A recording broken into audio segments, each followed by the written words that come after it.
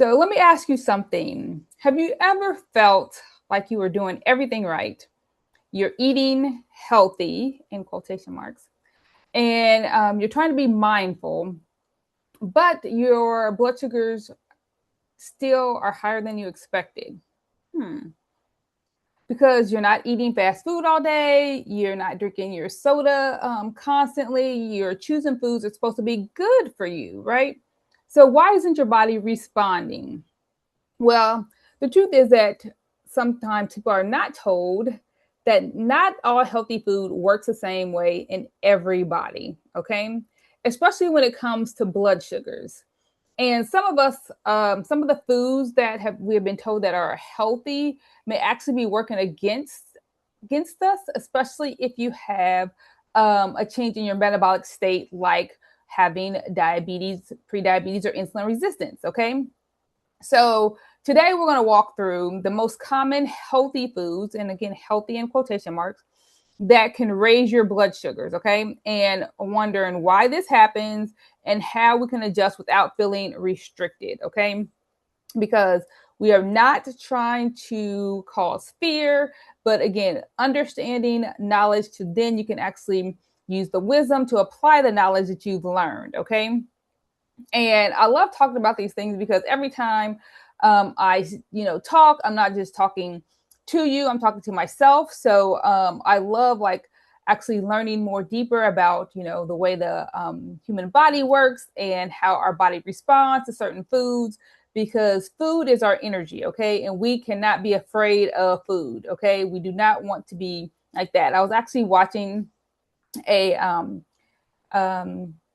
what do you call it? A show, TV show. I don't know what the maybe it's a drama series or something.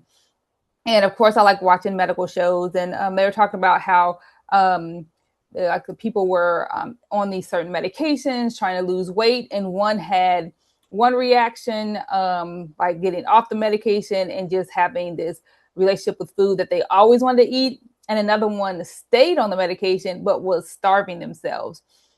So like everybody, like I said, reacts differently to different things. And again, it's not a wrong way or a right way. We just want to be informed to know how our body is going to react to certain things. But I just found that interesting because certain things that we can do can cause triggers and then cause like lifelong mentality changes of the way that we look at food. And again, if you haven't seen my video before talking about food as information for the body, please watch that video next, because we do not want to be afraid of our source that actually gives us energy. Okay, so before we even go deeper into talking about food, we need to talk about like what's happening on the inside of our body, because everything that's where everything starts to make sense. Okay, so again, if you or your loved one has a diagnosis of prediabetes, diabetes, or insulin resistance, this the body doesn't process certain foods the same way, especially like carbohydrates. Okay, even when the food is considered healthy. And in today's age, you have to be very careful what you think is healthy, especially with marketing, promotions, and things of that nature. But we just want to be very informed so we know what we're actually putting in our body. Okay. So when you eat foods, even like I said, carbohydrates, you break it down, it goes directly into your bloodstream and it enters as glucose. So people are like, oh, I don't eat sugar. But really, everything that we eat, our body actually changes to a glucose, because our brain only actually recognize glucose as their energy source. Okay, so you're gonna have sugar in your bloodstream because our body breaks it down to that. Okay, so once the your body breaks down the carbohydrates, turns it into glucose, and glucose enters the bloodstream, then insulin is supposed to help move the glucose from the bloodstream into the cell. Okay, so insulin is not something that you necessarily always inject, but insulin is a hormone that actually occurs in your natural body. Okay, so we want to actually know that insulin is there. So that's why we have insulin resistance,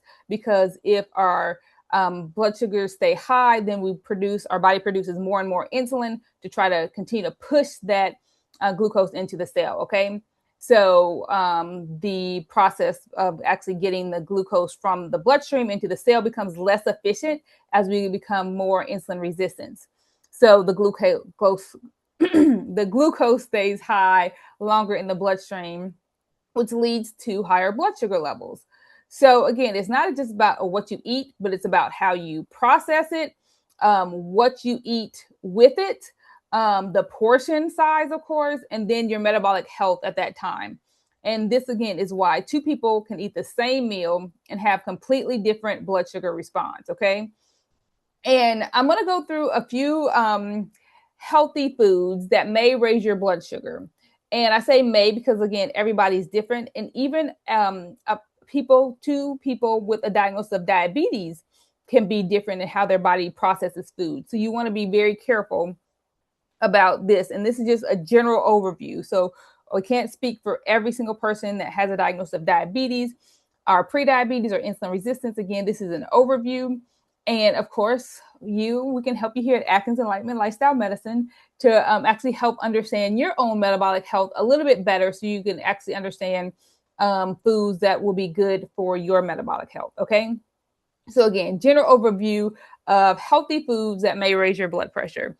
And this one hurts. Well, most of them hurt me to say because I actually eat these foods and I like these foods. Okay. And the first one is oatmeal. Okay. And oatmeal is considered a healthy breakfast, right? And it definitely can be. Like I said, I love to eat oatmeal. But for many people with insulin resistance, which is including like diabetes and prediabetes, oatmeal itself can often raise blood sugars and raise it quickly because it's like pure carbohydrates. And remember, carbohydrates go straight into glucose into our bloodstream. Okay. Especially because, like I said, we have to watch these marketing of how food is actually presented to us because they want us to get food quick and fast. Okay. So instant oats, that is not the way we want to go with oatmeal. Okay. So I'm just going to talk in general about oatmeal and different foods and then go back how you can try to make it better. Okay. So instant oats, especially with the flavored packets, like, oh my gosh, my family loves the maple brown sugar. And I'm like, we can actually make that better without the instant. But hey, that's where we go. You have that. So oatmeal, you want to try to stay away from instant oats, flavored packs, and then a large portion of oatmeal. So it is actually, if you look at the nutrition packet, the nutrition label, you can actually see like how much carbohydrate you have, like the sugar, sugar added, things of that nature. So you definitely want to look at that. And if you look at it, it's a smaller portion size that you can get. And sometimes if you do not pair it correctly, you'll still be hungry and then eat more. So we want to actually look at the portion size also. So we want to be especially careful with like the oatmeal and the instant oats flavored packs and the portions, because again, it rapidly breaks down into glucose, causing our blood sugars to spike, causing our insulin level to really spike to try to get that blood sugar back down. Okay. Another healthy food that, again, hurts me to say, can be smoothies. And smoothies can feel like a healthy choice. Again, I've done this, and there's certain ways that you can put in smoothies that can actually help it to be better. But most of the time, the way people like it, it's a lot of fruit in there. So it's high in sugar because they break down the fiber, low in protein, unless you add in extra things. We'll talk about that later. And it's easily consumed quickly.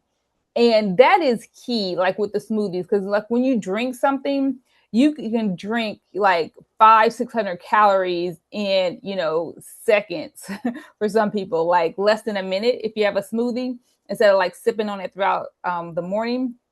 And just think about how all that food that you can actually chew all that food that you put in a smoothie as quickly as you drink a smoothie. Okay, so that is the biggest difference. That's why we try to steer people away from drinking their calories. Okay. And I know sometimes that you can replace it. You can do things differently. And again, we'll talk about that a little bit later, but you want to be very careful with smoothies because again, they usually high in fruit, which you break down the fibrous content. So it makes the sugar more accessible. in your bloodstream. So you want to be very careful with that.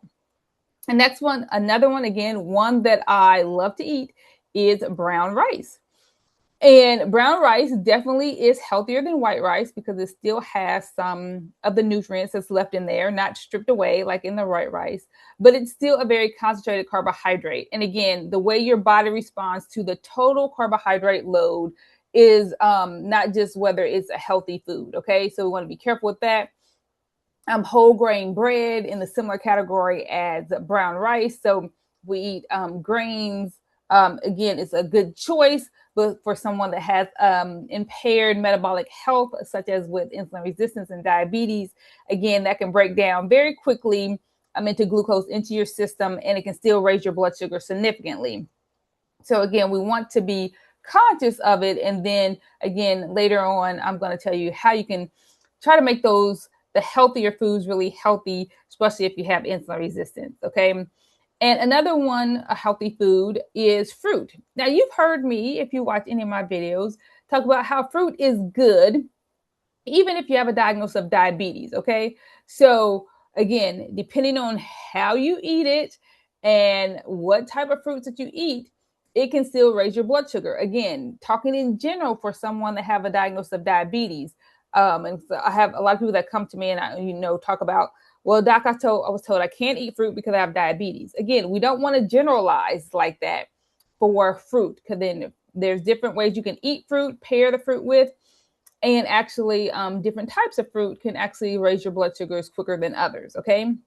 So again, it depends on the type, the portion, and what you eat with it on whether your blood sugars can raise and how quickly they may spike. Okay. Another one that, again, this marketing can get us is those low fat foods. Okay. Low fat, low calorie foods. And again, I mentioned all these foods because this has happened over my, 3 decades of adjusting and changing my diet, learning new things, and actually how we can adjust. But I don't know about you all, but I always get wrapped up in, it says like no fat or low fat things, or low calorie, especially when it's like those little snack things, like little, what are those little snack packs like you can get on the airplane, or those little, I don't even know if they sell them anymore because I don't even look at it, like the 100-calorie cookie snacks. And you're like, oh, it's, does it have fat in there? Oh, it's just 100 calories. Oh, I can eat this. That's not going to be much. But most of the time when you have that, it's like foods that are very high in sugar, and it is not necessarily the best thing for you. Okay, so low fat doesn't always mean better, because when the fat is removed, the sugar and refined carbs are almost always added. So what are they replacing that fat with? Again, it's the marketing. So people have been told for years that they want to stay away from fat.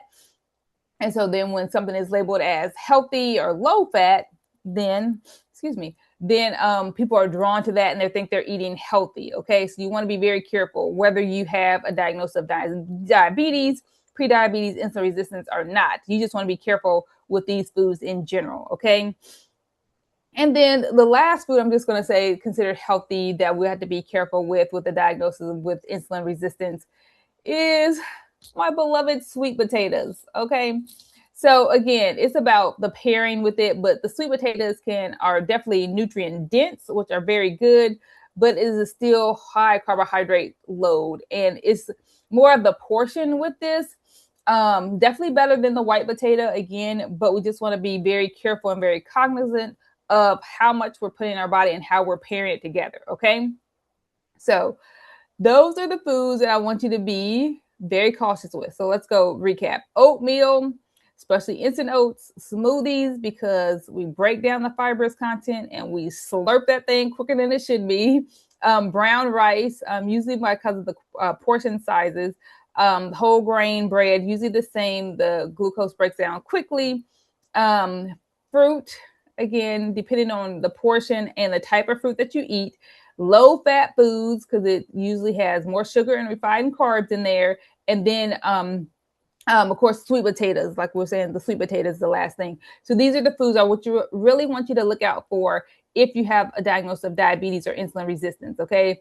I'm sure there's more, but those were the ones that really hit home for me and some of my patients. So I just wanted to come on and figure someone else may be also like struggling with these and like why can't I have these foods? Why are my blood sugars going high? Okay, so rest assured, I'm not going to leave you with just don't eat these foods. No, that's not how we work here. Okay, so what we want to know is how to make these foods work for us. Okay, so when we look at that, everything can change. Okay, because this is where most people get stuck. They hear this and think, oh, well, what am I supposed to eat then?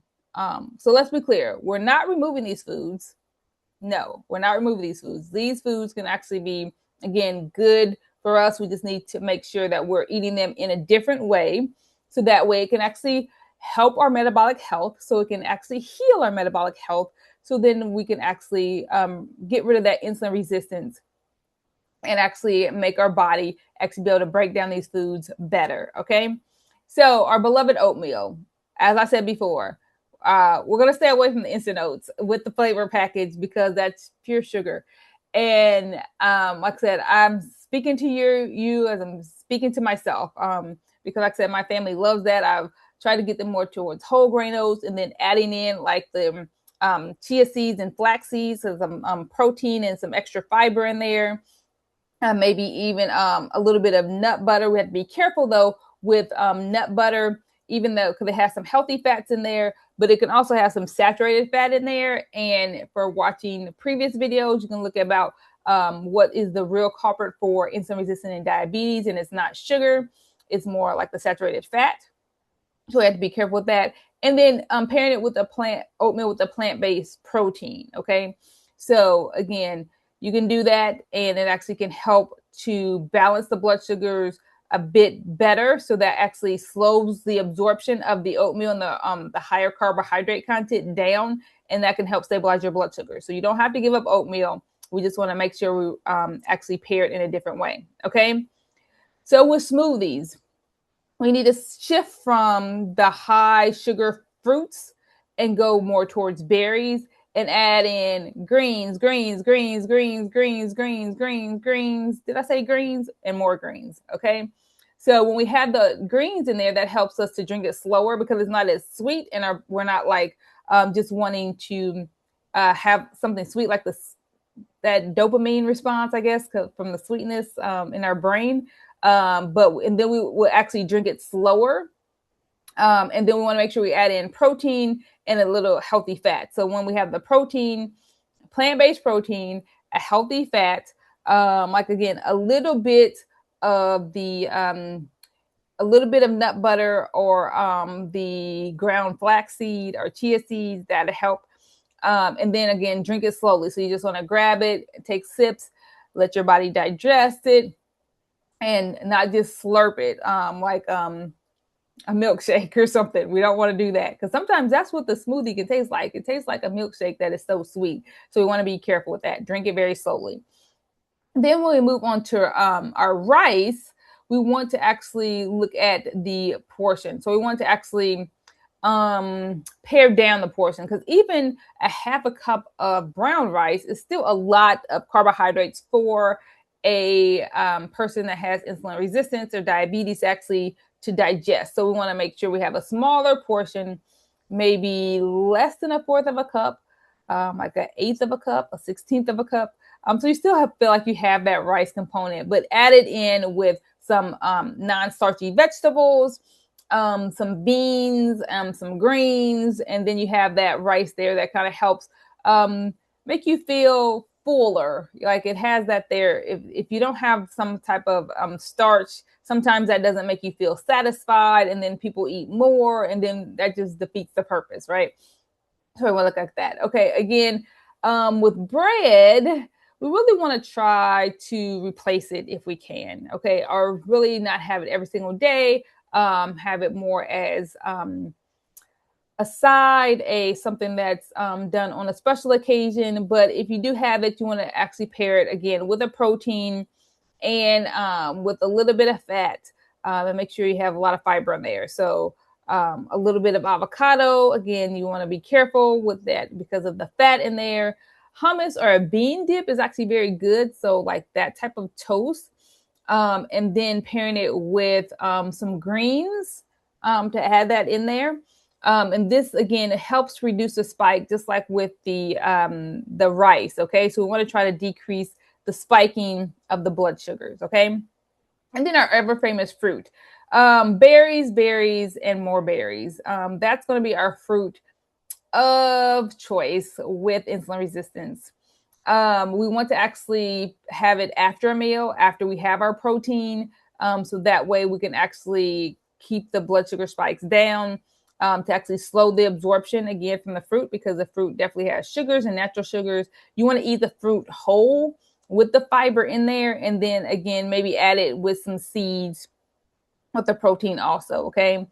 The same thing goes for the sweet potatoes. Adjust the portions. So instead of a whole sweet potato, maybe a fourth or a half of a sweet potato, and pair it with our greens like kale and spinach and beans. You can make a wonderful like stuffed sweet potato with beans and greens. And beans and greens are the staple foods for someone with insulin resistance, and trying to prevent insulin resistance. Definitely can help out. Okay. So we're gonna look at that. Low fat foods. Where we want to go with that?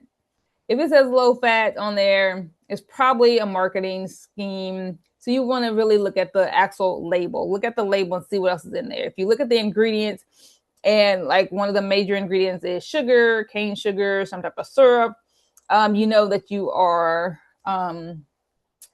being tricked, for lack of a better word, I guess.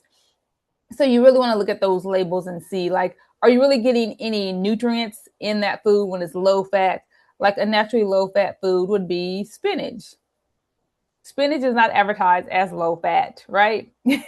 So if it has to actually advertise it as low fat, you really want to be very scrutinizing of the actual food label to see what's in there, okay? So again, the key thing to remember from this talk is not necessarily that there's good foods or bad foods, but even that foods that are labeled healthy, we have to be very careful with, because we want to make sure we're getting the nutrients that we need. So we want to make sure we're having the carbohydrates. And again, we don't eat carbohydrates because most time foods are not pure carbohydrates, but we want to look at it carbohydrates with the fiber, our plant-based protein, and a little bit of healthy fat. So if we make that combination, then our body can actually help to slow down the blood sugar response, slow down the way that our body changes our food into glucose, how quickly it can change it into glucose. So again, that will actually help bring our blood sugars down and the way our body responds, okay?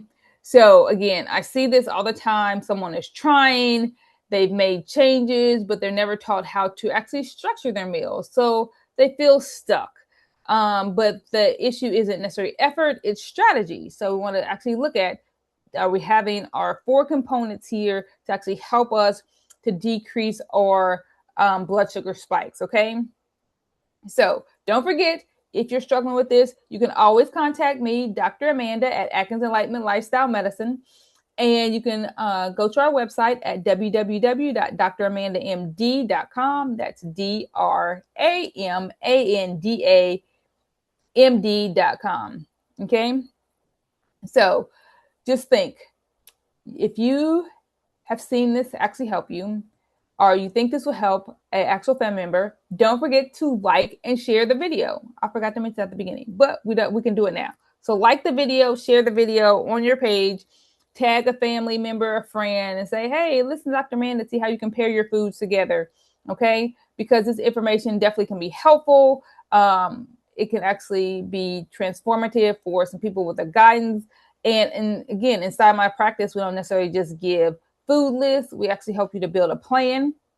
And so we don't want to be like those people on that show that I watched where they have a bad relationship with food, either eating too much or eating too little. We just want to look at food as information, food as energy, and know how to combine the foods that we need to eat, okay? So imagine eating without confusion, seeing your blood sugar numbers improve, and finally feeling in control again. And it is definitely possible, okay?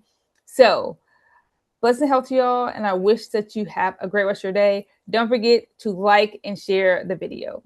Bye-bye.